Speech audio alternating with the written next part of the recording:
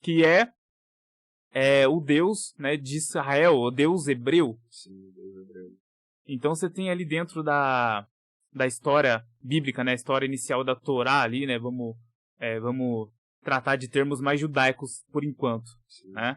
Então você tem dentro da Torá ali, inicialmente ali, um Deus relacional, um Deus que se importa, um Deus que conversa, um Deus que faz um plano, né, para a humanidade, faz um plano, né, para Abraão, e Abraão vai, né, e se torna nômade, né, e ele é considerado o primeiro patriarca, né? Sim. Então, só para desmistificar essa palavra patriarca, que é muito forte aqui, né? Hoje Patriarca em dia é praticamente uma ofensa, né, cara? É outro sentido hoje. O patriarcado, meu Deus do céu. Ai, que palavra ruim. Tá doendo meus ouvidos, vai sair sangue. Calma, respira. Comigo, tá? Vamos pelo sentido, tá? Da coisa correta, né?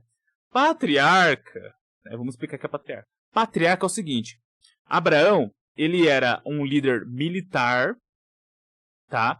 Ele era como se fosse vamos dizer assim, um prefeito nômade militar, velho. Sim. Então ele era o líder militar, ele era o cara que gerenciava um certo número de pessoas e também era o sacerdote.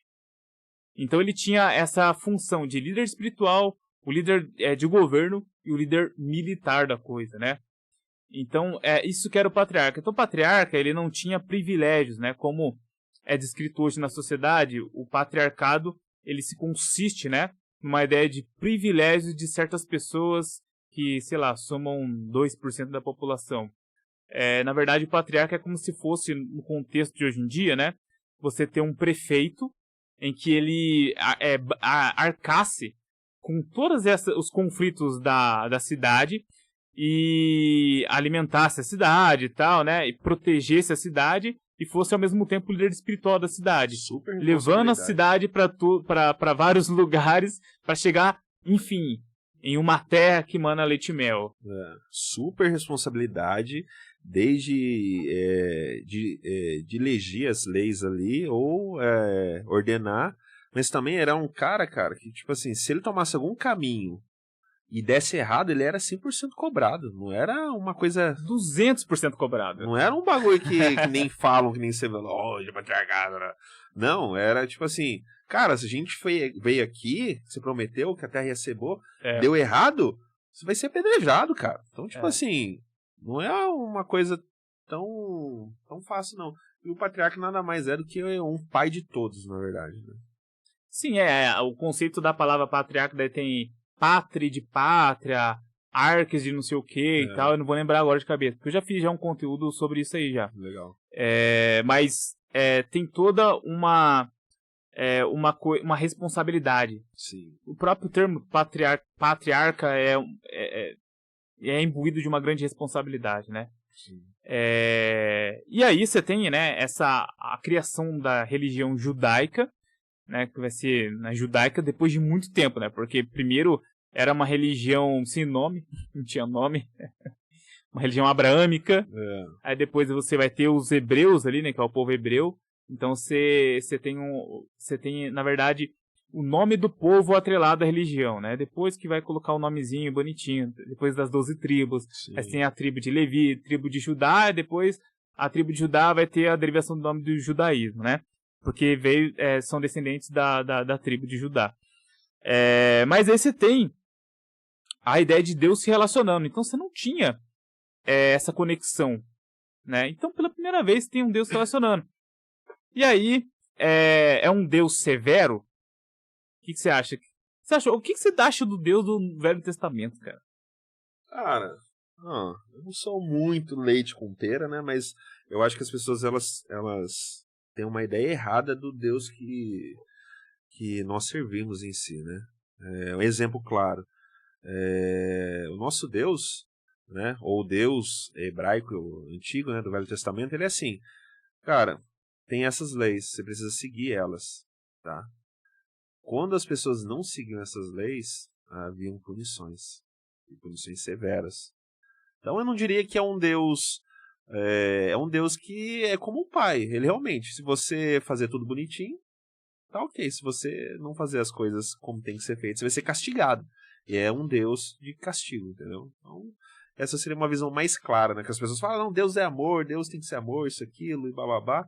Só que no Velho Testamento é assim, né? Então, é um Deus que, em muitos relatos bíblicos, as punições eram severas. Por isso que as pessoas, elas procuravam, às vezes, sacerdotes para auxiliar elas no sacrifício, porque elas cometiam um pecado. E elas tinham medo de ser punidas. Entendeu? Cara. Tinha o templo onde tinha um véu. Exatamente. Né? E só o sacerdote que poderia lá pedir a remissão dos pecados do povo. E tinha até precauções.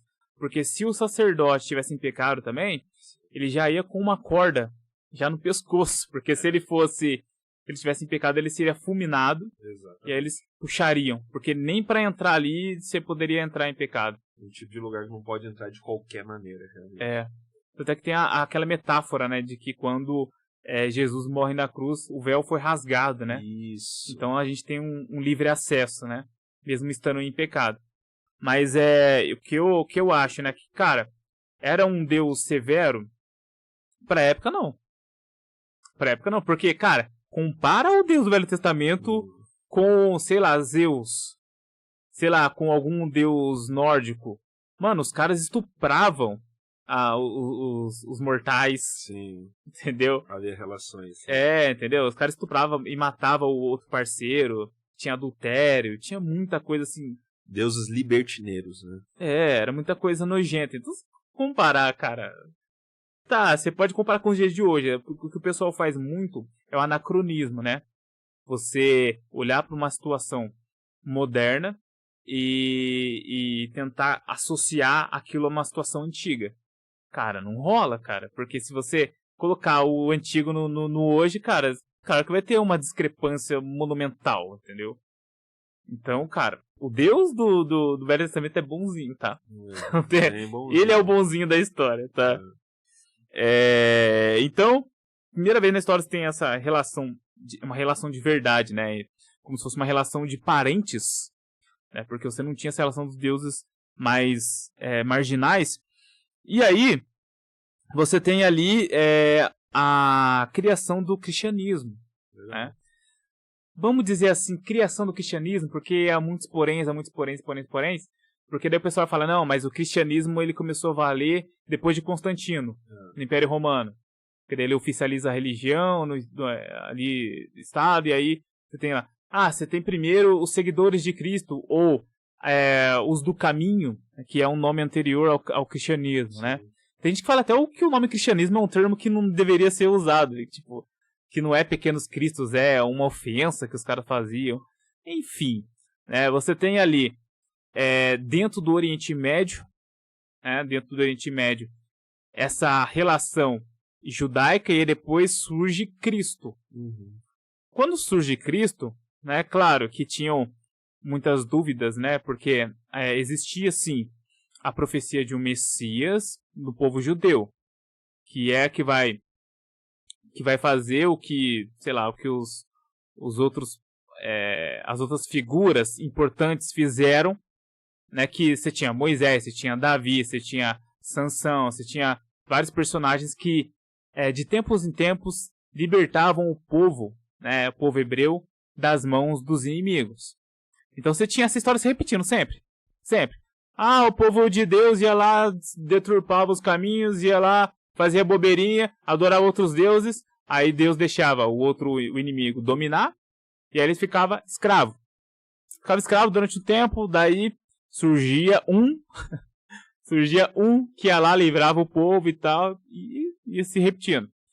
Quando chega Jesus, você não tem esse racha tão grande, essa coisa, vamos dizer assim, essa entrada violenta, né, desse personagem dentro da história. Chega um cara que ele faz vários milagres e ele consegue fazer de uma maneira soft o que muitos outros não fizeram. Sim. Entendeu? Mesmo assim, né, claro, como ser humano, né, com a sua natureza bela, com a sua natureza, né, nada perversa, né? Nada, aqui o ser humano é bonzinho, pô. Ele vai lá e simplesmente mata o cara porque ele falou demais, né? Então, claro, né? Eu tô tirando a profecia de lado. Sim. Que a profecia era que ele ia morrer. E ele dizia que ia morrer, e ele morreu, né? E teve um motivo, né? Que foi a remissão dos pecados, né? Mas você tinha ali um conjunto humano agindo ali, né? Então você tinha os fariseus, tinha os saduceus, né? Que eram conterrâneos, né? Sim. Eram conterrâneos de Jesus ali. Os filisteus ainda. Então, você tem essa ideia de um Deus mais relacional ainda. Então, se o Deus do Velho Testamento era um Deus relacional, e aí ele deixa os 10 mandamentos, né? Deixam várias precauções, vários conselhos pro povo, né? Várias ferramentas, né, pro povo, né? Vamos dizer assim, né? Você tem Jesus, que ele aprofunda mais isso ainda, quer dizer, sigam o meu exemplo, né? Então, você tem um Deus de carne e osso ali dentro da terra agindo, né? Eu estou dizendo isso não como um crente, porque eu sou crente, sou evangélico. É mesmo? Ah, eu vá! não sabia. Você é evangélico? Rapaz, eu não sabia, não. Ah, não sabia. Cara, Mr. Cínico. É interessante citar assim.